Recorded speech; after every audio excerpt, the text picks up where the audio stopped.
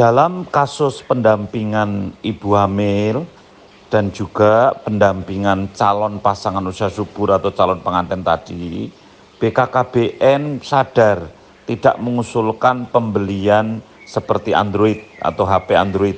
Dulu BKKBN membuat konsep pengusulan anggaran itu, tetapi sekarang ini BKKBN hanya mengusulkan pemberian bantuan paket data yang bisa langsung diberikan dari Kementerian Keuangan kepada kader atau tim pendamping desa itu, kemudian juga sedikit bantuan seperti transport itu, atau semacam uang lungsum harian, misalnya itu kalau mampu tentu hanya seperti itu, tetapi BKKBN tidak menggaji secara rutin dalam bentuk gaji, tetapi hanya dalam bentuk bantuan-bantuan seperti itu. Oleh karena itu, sebetulnya BKKBN sudah menyadari bahwa kita tidak mengajukan anggaran yang terlalu besar, tetapi hanya untuk bantuan kepada mereka agar kepastian pendampingan dan kepastian pengelolaan data, yang kemudian ada kepastian intervensi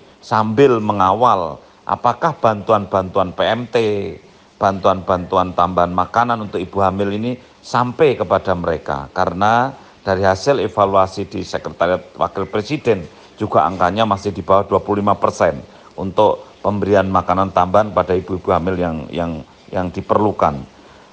Inilah pendampingan kepada ibu hamil yang sangat luar biasa karena menghasilkan data baru, yaitu data profil antropometri atau pendekat antropometri dari janin atau dari bayi yang masih fetus istilahnya ya, karena belum bayi ini tapi fetus atau janin yang masih ada dalam perut, yang ini sangat penting untuk mencegah secara dini.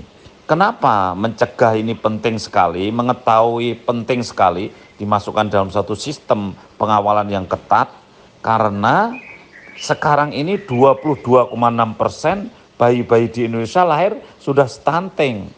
Ya, karena 22,6% itu panjang badannya kurang dari 48 cm.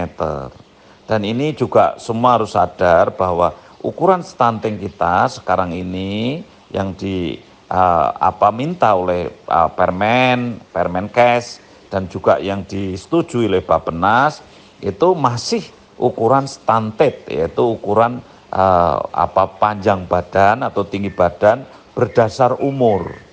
Panjang badan berdasar umur. Nah inilah makanya ada 22,6%.